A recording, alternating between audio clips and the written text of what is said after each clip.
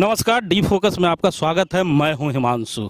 कल पूरे झारखंड में कांग्रेस पार्टी ने ओबीसी के 27% के मुद्दे को लेकर पूरे झारखंड में एक दिवसीय धरना दिया, जिसमें कांग्रेस पार्टी के प्रदेश अध्यक्ष और कांग्रेस पार्टी के ओबीसी मोर्चा के प्रदेश अध्यक्ष ने रांची में एक दिवसीय धरना दिया। वहीं बोकारो स्टील सिटी में बोकारो के जिला अध्यक्ष उमेश प्रसाद के नेतृत्व में डीसी कार्यालय पर एक धरना प्रदर्शन हुआ। उसके बाद जवाबी कार्रवाई में भारतीय जनता पार्टी ने भी लगातार अपने जिला अध्यक्षों को आदेश पारित किया और तमाम जगहों पर हर एक जिले में जिला अध्यक्ष ने मोर्चा संभाल लिया है। अभी तुरंत बोकारो जिला के जिला अध्यक्ष जो भारतीय जनता पार्टी के भरत यादव हैं, उन्होंने एक प्रेस कॉन्फ्रेंस किया है और कांग्रेस पार्टी को जवाबी करारी जवाब दिया है। हमारे साथ इस समय भरत जी हैं। भरत जी, आपका स्वागत। धन्यवाद।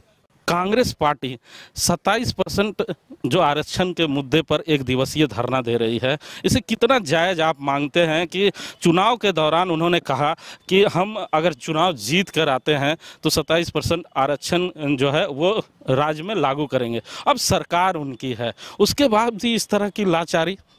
देखिए हिमांशु जी, ये पहली बार देखने को मिल रहा है कि सत्ता पक्ष के लोग भी सड़क पे उतर रहे हैं। 27% आरक्षण की बात से भारतीय जनता पार्टी भी सहमत है और इस आरक्षण को लेकर के भारतीय जनता पार्टी ने बहुत कुछ किया है। अब ये सत्ता में आए हैं, इनके घोषणा पत्र में था कि हम लोग सत्ता में आएंगे तो 3 महीने के अंदर 27% आरक्षण देंगे। आज 2 वर्ष होने को चला है, तो अब करना इनको है।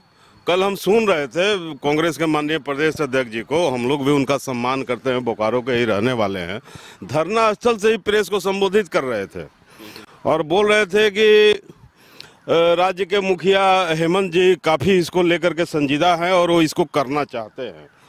तो हमको लगता है कि क्या इन लोगों के अंदर संवादहीनता है क्या? जब राज्य के मुख्यमंत्री इस आरक्षण को बढ़ाना चाहते हैं या ये भी करना चाहते हैं, तो सत्ता में ये लोग बैठे, इसको करना चाहिए, इस पे धरना प्रदर्शन करके।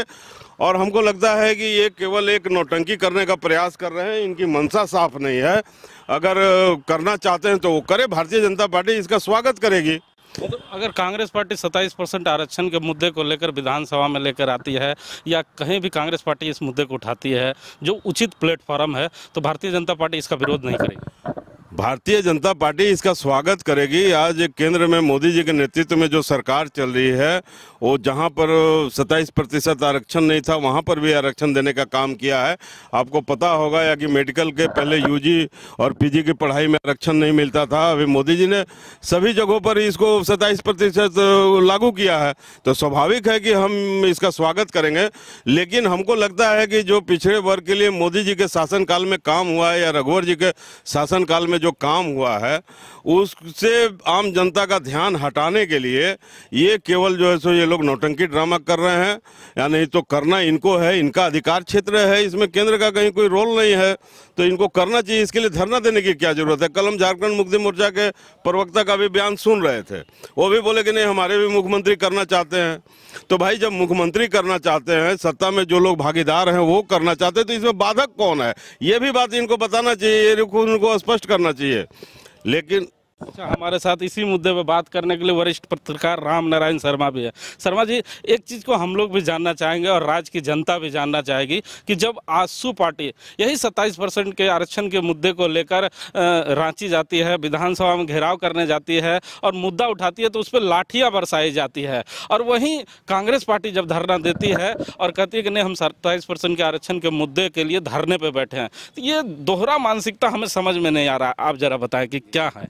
बिल्कुल बिल्कुल, आप एक तरह से कहिए तो इस पूरे मुद्दे को लेकर चाहे कोई भी राजनीतिक पार्टी हो, इस पर लेकर राजनीति ही करती नजर आ रही है। चाहे भारतीय जनता पार्टी, इससे पहले जब इनके अपने दुलरवा बाबूलाल जी हुआ करते थे मुख्यमंत्री झारखंड के, उन्हीं के समय ये जो 27% का आरक्षण था वो 14% में तब्दील होता है। उसके बाद इनकी सरकार लंबे समय तक रहती है, उस समय इस पर खामोशी रहती है। केंद्र की मैं बात नहीं करूंगा, और उनके साथ खुद सुदेश महतो जी भी रहते हैं, उस समय वे भी आवाज़ नहीं उठाते हैं। लेकिन जैसे ही सत्ता परिवर्तन होता है और जेएमएम, कांग्रेस, आरजेडी की सरकार आती है, तो अब देखिए यहाँ कैसा खेल चल रहा है। जो सत्ता में शामिल है वो भी धरने पर बैठ रहे हैं, और यहाँ जो विपक्ष में है वो कह रहे हैं कि मैं तो तैयार हूँ आपके साथ रहने के लिए, लेकिन आप सरकार से ये करवा के तो दिखाइए। तो ये पूरी तरह से राजनीति। भरत जी हमारे साथ है। भरत जी, कहीं ओबीसी के जो लोग हैं, आप भी ओबीसी से आते हैं, मैं भी ओबीसी से आता हूं, ओबीसी को कहीं घंटा तो नहीं बना दिया गया मंदिर का? जो राजनीतिक दल के पास कोई मुद्दा नहीं रहता मंदिर का घंटा ठंडना देना है, क्योंकि झारखंड में ओबीसी की बड़ी आबादी है, उसे जगाने कौन सी आहट जगाना चाह रहे हैं आप लोग? घंटा बनाने का प्रयास इसको कांग्रेस और राज्य की सरकार कर रही है। भारतीय जनता पार्टी ओबीसी के आरक्षण को लेकर बहुत ही ईमानदार है। हम माननीय प्रधानमंत्री जी को धन्यवाद देंगे कि पिछड़ा आयोग को उन्होंने संवैधानिक दर्जा दे करके जहां भी ओबीसी की पर्याप्त भागीदारी नहीं हो रही थी वो पर्याप्त भागीदारी सुनिश्चित कराने का प्रयास किया, और जब से उसका संवैधानिक दर्जा मिला है वो आयोग काफ़ी सक्रिय होकर के जहां भी नियुक्तियां का संभावना है वहां पर उस चीज़ को देख रहा है, और उसमें प्रतिशत ओबीसी का बढ़ा है नियुक्तियों में।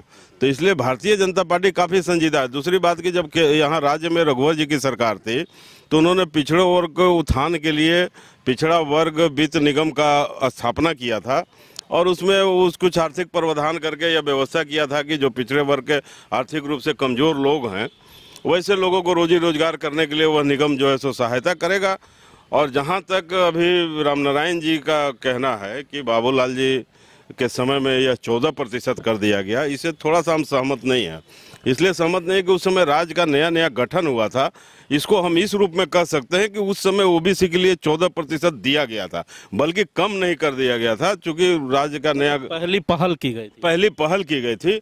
लेकिन उसके बाद आपको यह पता होना चाहिए कि रघुवर जी के सरकार में जो पिछड़ा राज्य आयोग का जो गठन किया गया और उस आयोग ने अभी जो अनुशंसा किया है, तो चूंकि यह सब संवैधानिक प्रक्रिया है, कुछ समय जरूर लगता है, लेकिन रघुवर जी के सरकार में इसके लिए पहल किया गया और इसीलिए राज्य पिछड़ा आयोग का गठन करके आज कुछ दिन पहले उसका रिपोर्ट भी प्रकाशित हुआ है। पहली पहल थी शर्मा जी की, कितना इत्तेफाक रखते हैं? नहीं, मैं इस पर इनसे कहूँगा कि ठीक है, आपने ये कह दिया, ये राजनीति के शब्द होते हैं, इन लोग प्रयोग करते रहते हैं कि पहली पहल थी। हालांकि बाबूलाल जी इतने अनुभवी कम अनुभव के लोग नहीं थे वो, लेकिन उन्होंने कोशिश की, इन्होंने कहा कि 14% कर दिया गया। केंद्र में 27% का आरक्षण अभी भी है, और इन्होंने जैसे कहा कि अभी पिछड़ा वर्ग का घोषणा किया, तो पिछड़ा वर्ग का जो आयोग बनाया गया उसमें स्टूडेंट्स को ना अभी लाभ मिल रहा है, सही बात इन्होंने कहा है। लेकिन झारखंड में इसको लेकर हमेशा अध्यक्ष जी गोल मटोल खेल ही क्यों चल रहा है? गोल मटोल, देखिए भारतीय जनता पार्टी की सरकार जब थी तो काफ़ी ईमानदार थे लोग, और उसका रिजल्ट भी सामने आया है, ऐसा नहीं है। लेकिन अभी प्रश्न हमारा ये है कांग्रेस के लोगों से कि जब आप सत्ता में बैठे हैं तो सड़क पर उतरने की क्या आवश्यकता है? आप करवाइए ना, आप तो अभी शासन में है, आपका अधिकार है, आप करवा सकते हैं, तो फिर ये ओबीसी के लोगों को दिग्भ्रमित करने की क्या आवश्यकता है? अभी हिमांशु जी बोल रहे थे कि चूंकि ओबीसी की संख्या बड़ी है उसको प्रभावित करने के लिए लोग यह मुद्दे उठाते रहते हैं, लेकिन भारतीय जनता पार्टी ओबीसी की संख्या के आधार पर ओबीसी को आरक्षण देने का या उनके कल्याण के लिए कोई काम करने का मांग नहीं उठाती है। भारतीय जनता पार्टी का स्पष्ट सोच है, माननीय प्रधानमंत्री जी का नारा भी है कि सबका साथ, सबका विकास और सबका विश्वास। तो इस उद्देश्य से समरस समाज की स्थापना हो, सब लोगों में समरसता स्थापित हो, इसको ले करके इस उद्देश्य के साथ भारतीय जनता पार्टी ओबीसी के लिए। कल जब प्रदेश अध्यक्ष धरने में बैठे हुए थे कांग्रेस पार्टी के, तो आपने भी एक बात सुना होगा, उन्होंने कहा कि कांग्रेस पार्टी में जिंदा लोग हैं इसलिए आवाज उठाई जाती है भारतीय जनता पार्टी। तो कांग्रेस में जब जिंदा लोग हैं तो हम अध्यक्ष जी से पूछना चाहेंगे कि आज़ादी के बाद कभी भी ओबीसी के आरक्षण के लिए लोग संजीदा नहीं रहे। एससी एसटी का आरक्षण का जरूर संविधान में प्रावधान था, लेकिन आपको ध्यान में होगा कि जब जनसंघ के सहयोग से जनता पार्टी की सरकार बनी तो पहली बार मंडल कमीशन का जो है सो दूसरा कमीशन का गठन किया गया मंडल कमीशन के रूप में, और मंडल कमीशन का रिपोर्ट प्रकाशित हुआ 1980 में, और उसके बाद 10 वर्षों तक कांग्रेस की सरकार रही, उसने मंडल कमीशन के रिपोर्ट को लागू नहीं किया। उस समय तो कांग्रेस की सरकार थी, उनको लागू करना चाहिए था। और आपको यह भी ध्यान होगा कि जब भारतीय जनता पार्टी के सहयोग से आदरणीय प्रधानमंत्री बीपी सिंह जी की सरकार बनी तो उस समय में जो है सो 1990 में मंडल कमीशन को लागू किया गया। अगर ये लोग पहले ही से जिंदा दिल थे तो आज़ादी के इतने वर्षों तक उन्होंने पिछड़ा वर्ग का क्यों नहीं बात उठाया? मंडल कमीशन की जब रिपोर्ट आई तो 10 वर्षों तक क्यों नहीं लागू किया?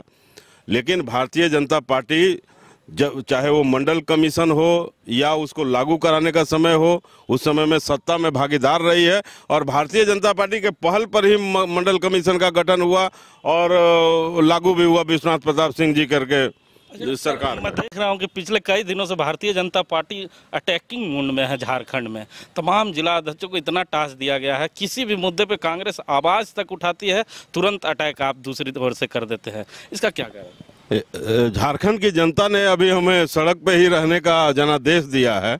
हमारी जवाबदेही भी है कि जो यहाँ के जनहित के मुद्दे हैं उनको ले करके हम सरकार को घेरें और इसलिए जनहित के मुद्दों को लेकर के हम लोग सड़क पर हैं। इसमें कोई दो मत नहीं है। अभी काफ़ी आक्रामक रूप से भारतीय जनता पार्टी इस मामले में है और इसलिए आक्रामक है कि 2 वर्ष हिमांशु जी बीत गए। 2 वर्ष का कालखंड कम नहीं होता है। 2 वर्षों में जो बात इन्होंने घोषणा पत्र में कहा था, एक को भी लागू नहीं किया। ये कहे थे कि हम 5 लाख युवाओं को रोजगार देंगे, नहीं तो बेरोजगारी भत्ता देंगे। रोजगार भी नहीं मिला, बेरोजगारी भत्ता भी नहीं मिला। किसानों को कहे थे कि हम ऋण माफ करेंगे, उनका भी ऋण पूरी तरह से माफ नहीं हुआ। जो धान खरीदा गया उसका पूरी तरह से भुगतान नहीं हुआ। बातें नहीं करेंगे क्योंकि समय कमी है। आप नेता हैं, नेताओं को मैक दे दिया जाए, उसके बाद नेता मैक छोड़ते नहीं हैं। हमारे साथ भरत यादव थे। आपको इस खास बातचीत में आने के लिए बहुत बहुत धन्यवाद। मैं बताऊं कि 27% के मुद्दे पर जैसे ही कांग्रेस पार्टी ने एक धरना प्रदर्शन आयोजन किया पूरे झारखंड में, भारतीय जनता भी अटैकिंग मूड में आ गई है और भारतीय जनता पार्टी के जो बोकारो के सेनापति हैं भरत यादव, उन्होंने मोर्चा संभाल लिया है और इन्होंने लगातार इसका विरोध किया और कहा कि भारतीय कांग्रेस पार्टी अगर 27% के आरक्षण के मुद्दे को झारखंड में लागू कराना चाहती है तो कराए, हम उनका समर्थन करते हैं, साथ देने के लिए तैयार हैं। केवल झारखंड की जनता को झूठ बोलने के लिए और तमाशा करने के लिए धरने प्रदर्शन पर नहीं बैठे। अगर है हिम्मत तो 27% आरक्षण को लागू कर दिखाओ। भारतीय जनता पार्टी तुम्हारे साथ है। कैमरामैन देवेंद्र के साथ GP Himanshu, circuit house, Bokaro.